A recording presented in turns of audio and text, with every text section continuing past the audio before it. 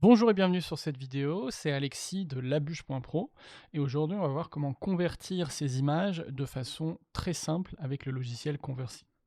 Donc je suis sur le site officiel de Conversine et je vais aller dans la section Download for Windows et ici je vais pouvoir cliquer sur le bouton vert Conversine Free Setup et donc ça va amener sur le site de SourceForge pour le télécharger et ça va lancer automatiquement le téléchargement.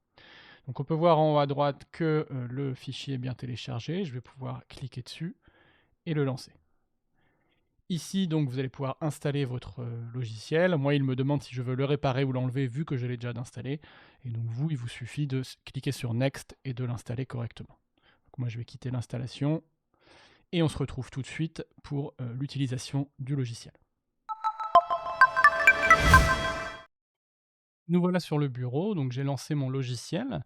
De base, il va être en anglais, donc je vais pouvoir aller dans File, Settings et donc changer la langue ici. Donc je vais le passer en français, j'appuie sur OK et je dois relancer le logiciel. Donc je le ferme et je le relance. Le voilà maintenant en français et donc vous avez deux panneaux sur ce logiciel-là. Vous allez pouvoir venir hop, agrandir ou réduire. Donc sur la partie droite, vous allez pouvoir mettre vos images. Donc ici, je vais sélectionner toutes mes images. Vous avez un récapitulatif donc, du nom du fichier, du type d'image, de sa taille et de son chemin. Donc si je clique sur une image, sur la partie gauche, je vais avoir la prévisualisation et ces informations. Donc là, je sais que c'est un JPG, j'ai sa taille, sa dimension et sa résolution. Donc ici, moi, je vais vouloir changer l'échelle de mon image. Donc ici, elle est en pourcentage et je peux aussi venir la changer en pixels. Ici, je vais garder en pourcentage. Je trouve ça plus facile à maîtriser et surtout, en fait, on va garder aussi les proportions. Donc en pourcentage, pour moi, je trouve ça plus parlant. Donc ici, par exemple, je vais réduire de moitié la taille de cette image-là. Donc on passe de 2400 à 1200 et de 3200 à 1600 pixels. Je vais conserver les proportions. Ici, la résolution, on est déjà en 72 dpi, donc c'est très bien pour Internet. Je peux aussi faire une rotation, un retournement, mais ici, ça ne va pas nous intéresser. Voilà, je peux choisir ensuite le format de conversion de mon image. Donc je le convertis en WebP, donc c'est le format d'image le plus optimisé actuellement pour Internet. Donc ici, vous voyez, je peux venir en choisir tout un tas d'autres, mais on va rester en WebP.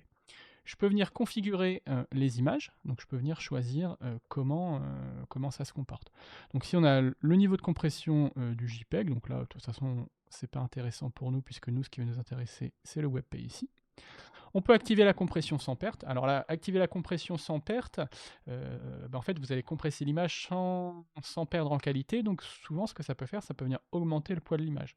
Nous, ça ne va pas nous intéresser ici. Donc voilà, on va laisser décocher. Méthode de compression, on va laisser la méthode 4. Et la qualité, donc soit on peut avoir une qualité de 50%. Moi ici, je vais la mettre par exemple à 80%. Activer le tramage, on n'en a pas besoin. Le filtre, donc vous avez différents types de filtres, ici on le laisse en automatique, et supprimer les métadonnées de l'image, donc moi je vais le supprimer, en fait ça va être toutes les données, par exemple que si vous prenez une photo, ça va être des données de localisation, s'il y a eu une légende qui a été prise sur une photo que vous avez téléchargée sur internet, ou ce genre de choses-là. Moi je vais supprimer toutes les métadonnées pour partir sur une image clean. Donc là, j'appuie sur OK, hop, et donc ensuite on a les options de sortie. Les options de sortie, donc vous allez choisir où vous enregistrez vos images. Donc moi, je vais cliquer sur les trois petits points là, et puis je vais aller dans Images, et je vais venir créer un nouveau dossier, et je vais l'appeler Opti, donc pour optimisation. Je sélectionne mon dossier, et donc voilà, ça va bien s'enregistrer sous le dossier Opti. Je peux venir renommer mes images si je le souhaite, donc en leur mettant un préfixe ou un suffixe, ou en mettant un nombre progressif au fur et à mesure que je convertis mes images. Donc ici, je vais mettre préfixe, suffixe, et je vais mettre un O pour dire optimiser.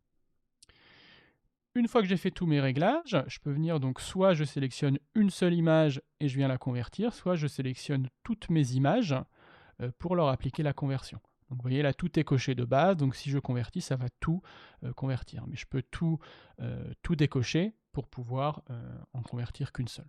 Là, moi, je vais tout convertir, donc tout est sélectionné, et je vais pouvoir appuyer sur convertir. La conversion se lance, hop, et je vais pouvoir aller voir donc, dans mon dossier mes images converties. Donc, hop, je vais ouvrir un nouveau document dans mes images et je vais aller dans Opti. Donc là, on va pouvoir comparer. Vous voyez, donc j'ai mon image A à I en WebP. Donc là, on voit que l'image A, par exemple, elle est passée de 900 kilooctets à 100 kilooctets. Donc c'est normal, puisqu'en fait, on a réduit sa taille, mais on a aussi réduit sa qualité. Donc par exemple, si j'ouvre ici, je vais la mettre sur la partie gauche, et je vais ouvrir mon autre image ici sur la partie droite. Donc on a une perte de qualité, mais qui à l'œil nu n'est pas forcément visible. Donc en fait, il faut peut-être faire quelques tests et voir quel va être le paramètre de qualité le plus optimisé pour vous. Et bien jouer entre la... Parce que si on dégarde trop la qualité, ça va quand même commencer à se voir au bout d'un moment. Donc voilà, il faut voir, et il faut faire plusieurs tests et voir ce qui est le mieux pour vous. Voilà, j'espère que cette vidéo vous a plu. C'était vraiment une toute petite introduction à la conversion d'image et aussi du format.